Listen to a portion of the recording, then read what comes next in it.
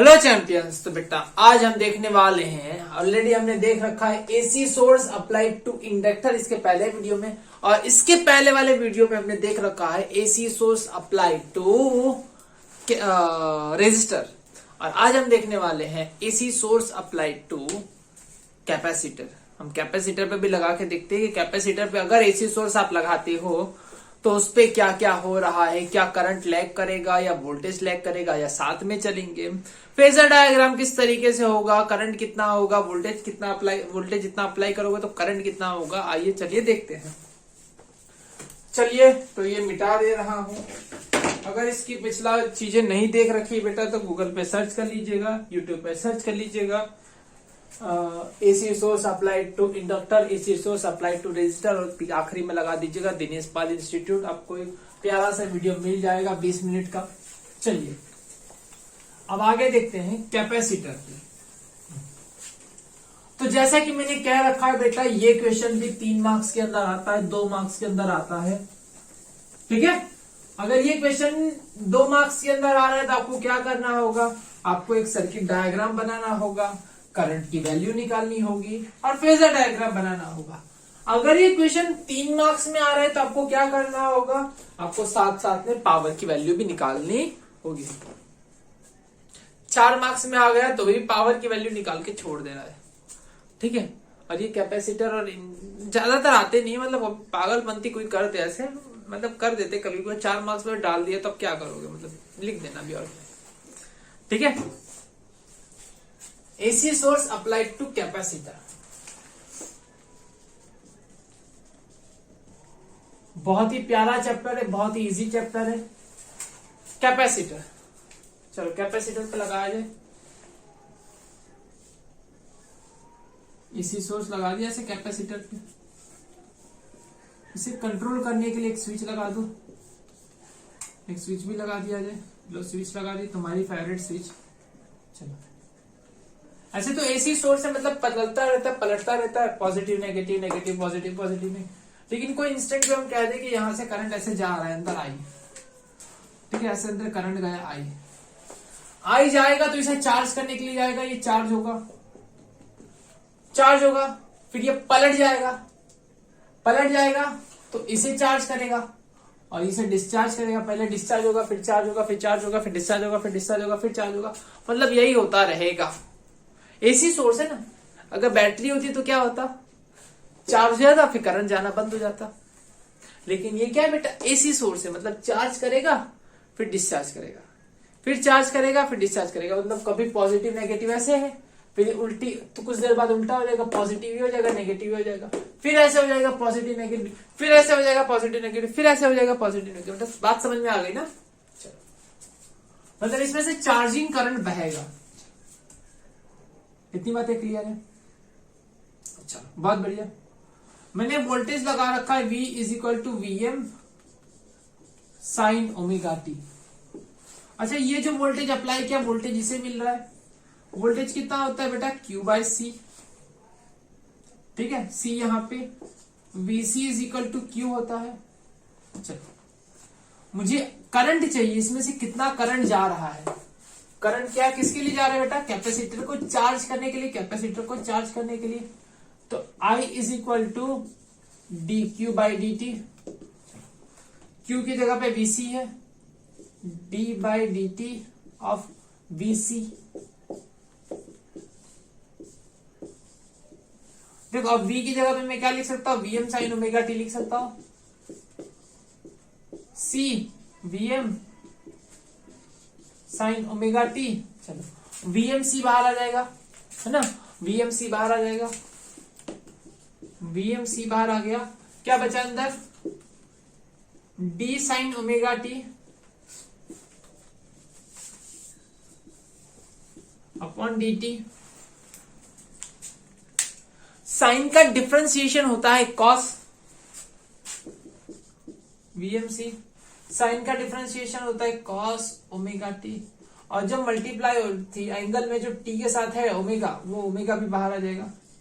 चलो इतनी चीजें हो गई, करंट मिल गया। लेकिन इस वाले केस में कुछ डिवाइड में नहीं है, एवरी टाइम क्या था बेटा, आई एम मैंने क्या लिया था Vm अपॉन एक्सएल लिया था, Im क्या लिया था, Vm अपॉन मतलब R हो गया था, यहाँ पे ओमेगा L था, है ना।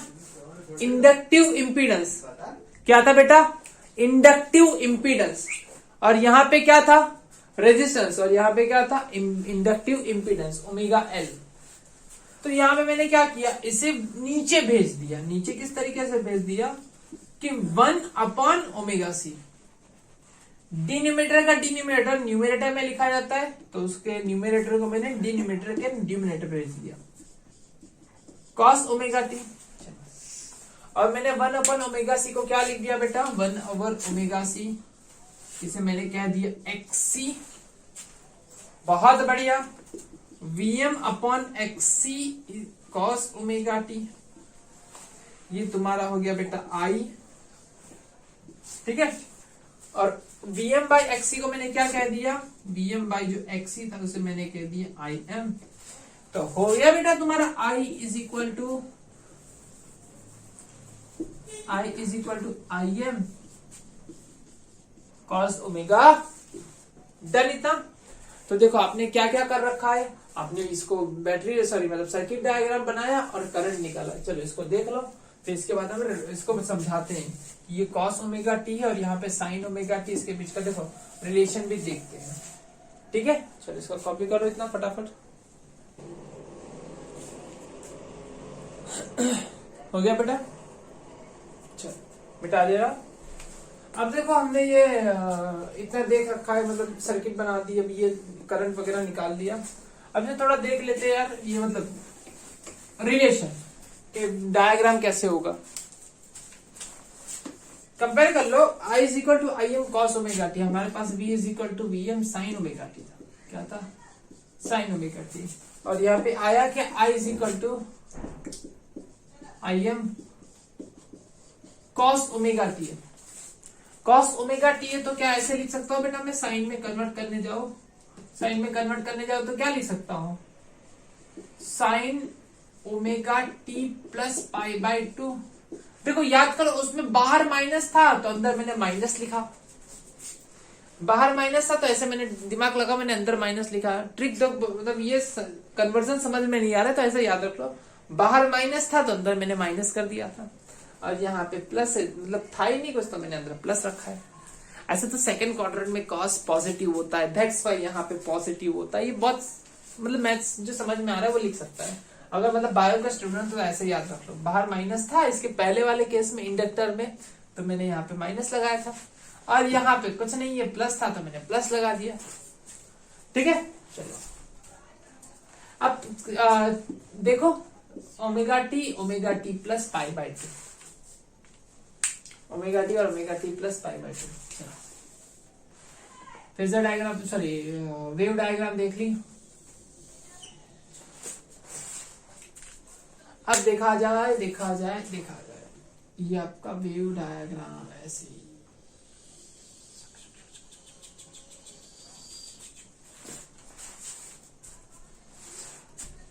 ये किसका है बेटा, V is equal to V M sine omega t का है।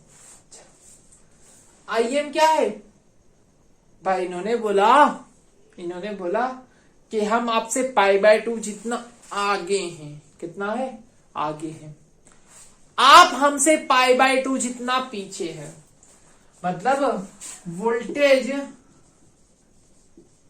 Is lagging by pi by 2 radian,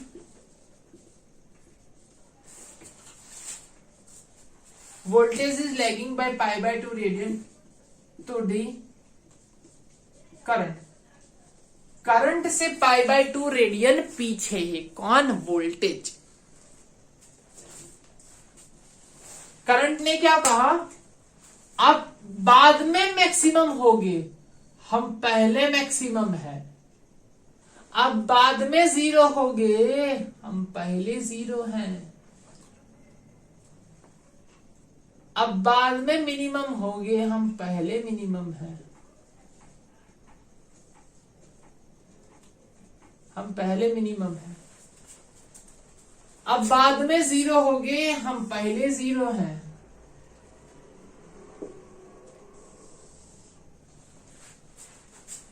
ठीक है, ऐसे हुआ, फिर ऐसे, मतलब एक और थोड़ा और आगे बढ़ा देता हूं, थोड़ा बड़ा कर देता हूं। ऐसे तो इतने में तो चल जाएगा, कोई दिक्कत नहीं है, बड़ा कर देता हूं।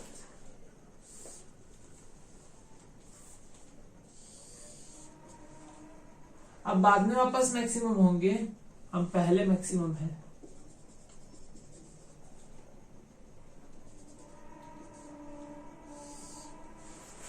देखा, ऐसे हम पहले मैक्सिमम, अब बाद में मैक्सिमम, हम पहले जीरो अब बाद में जीरो, पहले वोल्टेज करंट मैक्सिमम हो गया, बाद में वोल्टेज मैक्सिमम हुआ, पहले वोल्टेज करंट जीरो हो गया, बाद में वोल्टेज जीरो हुआ, पहले करंट मैक्सिमम हो गया, बाद में जाके π/2 बाद में वोल्टेज मैक्सिमम हो रहा है। चलो, ये था आपका वोल्टेज करंट था, I is equal to IM sine omega T plus π/2। चलो, इतना चीजें देख लो बेटा, स्क्रीनशॉट लेना लो तो ले लो। अब मैं इसके बाद में इसको रफ करके यहाँ पे मैं क्या बनाने वाला हूँ, फेजर डायग्राम। फेजर डायग्राम एकदम हलवा था ना। चलो मैं साइड में हो जाता हूँ, देख लो, स्क्रीनशॉट ले लो। 1 2 3।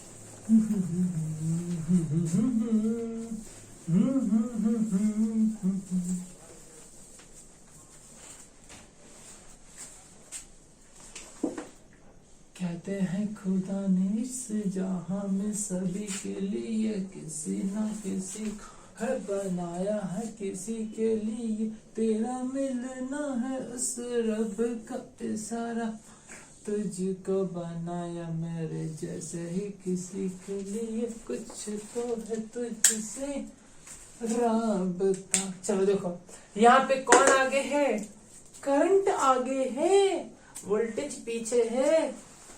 करंट मैक्सिमम है तब वोल्टेज जीरो है, ये वोल्टेज है और ये करंट है। रेड वाला करंट, ब्लू वाला voltage. Current maximum, voltage zero, घूम गया। करंट जीरो, π/2 के बाद current zero, voltage maximum. Voltage zero, current minimum. Voltage देखो, वोल्टेज कितना हो गया, zero, current minimum. Voltage negative, current zero, voltage negative, current zero. Current maximum, voltage zero, current maximum, voltage zero. समझ आ गया। चलो phasor diagram में current आगे है, ठीक है, करंट ऐसा नहीं बना तो यहां बना दो। चलो, ये आपने वोल्टेज बनाया और करंट यहाँ पे, ये रहा करंट। करंट को थोड़ा छोटा बना दो, आई। ये ओमेगा टी है, ये 90 है ना। ये V क्या है, V is equal to VM sine omega T. V क्या है, VM साइन ओमेगा। अब करंट क्या है बेटा, IM sine omega T plus π/2। Done हो गया। π/2 जितना देखो, ओमेगा टी और 90 मतलब कितना हो गया, ओमेगा टी प्लस π/2 जितना आगे है, आगे आगे चल रहा है। चलो अब निकाला जाए पावर। क्या निकाला जाए, पावर।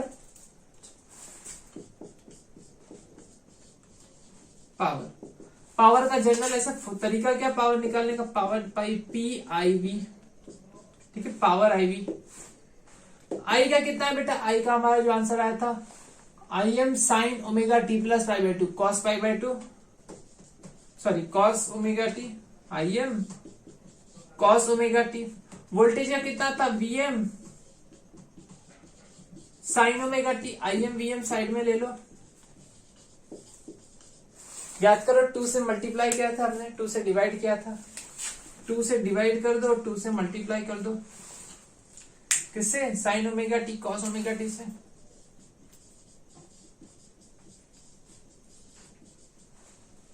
ठीक है, ये क्या हो गया था? Sine 2 theta. इसके पहले वाले में भी यही था, सेम चीज है,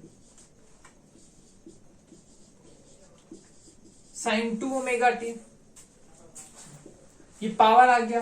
अब एवरेज पावर निकालने के लिए हमने क्या किया था? P average.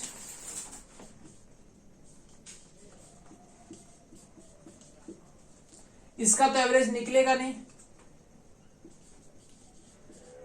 ये हो तुम्हारी पिक वैल्यू, तुम्हारी पिक वैल्यू, इसका एवरेज निकलेगा साइन 2 ओमेगा टी। और मैंने तुम्हें बता रखा बेटा, चाहे कॉस ओमेगा टी हो, उसका ऑन एन एवरेज मतलब एक साइकिल पे कंप्लीट एवरेज।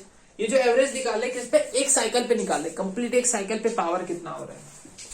चाहे साइन ओमेगा टी हो, 2 ओमेगा टी, 3 ओमेगा टी, चाहे कुछ भी बेटा, साइन 2 ओमेगा टी हो, सबका ऑन एन एवरेज एक साइकिल पे, कंप्लीट साइकिल पे कितना होता है? कंप्लीट साइकिल पे जो होता है उसका एवरेज 0 होता है। तो इसका एवरेज 0, तो यहाँ पे कितना आ जाएगा? 0, एवरेज पावर 0।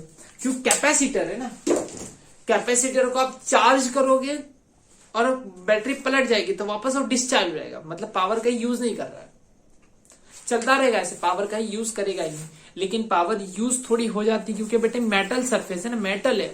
अगर मेटल पे आप चार्ज डालोगे, वापस चार्ज वहां से निकलेगा, तो क्या होता है? कुछ अपनी उसकी एनर्जी कम हो जाती है, कुछ रेजिस्टेंस में चला जाता है। मेटल प्लेट है ना, मेटल की बनी, तो थोड़ा बहुत तो रेजिस्टेंस हो गई। लेकिन ये आइडियल केस में क्या होता है? पावर कुछ भी यूज नहीं होती है और पावर कितना आता है बेटा? 0। जितना आप लगाते हो उतना वापस वो कैपेसिटर देते चला जाता है। आप लगाओगे, चार्ज करोगे तो वापस वो क्या होगा? डिस्चार्ज होगा, फिर चार्ज करोगे फिर वो डिस्चार्ज होगा, फिर चार्ज करोगे फिर डिस्चार्ज होगा। जितना चार्ज करोगे उतना वापस वो दे देगा, फिर चार्ज करोगे फिर वापस वो दे देगा। ठीक है, चलो हमने इंपॉर्टेंट 3 थियरी देख रखी बेटा। इसके सबसे पहली थियरी हमने रेजिस्टर पे देखी थी, AC source applied to resistor. उसके बाद हमने इंडक्टर पे लगाया, AC source applied to inductor. Then अभी हमने देखा AC source applied to capacitor. ठीक है, इसके बाद हम देखने वाले हैं RL देखेंगे, RC देखेंगे, फिर LC ऑसिलेशन देखेंगे, फिर LCR देखेंगे। ठीक है, चलो इसके नेक्स्ट वीडियो में कंटिन्यू करूंगा। ठीक है बेटा, चलो टाटा बाय बाय।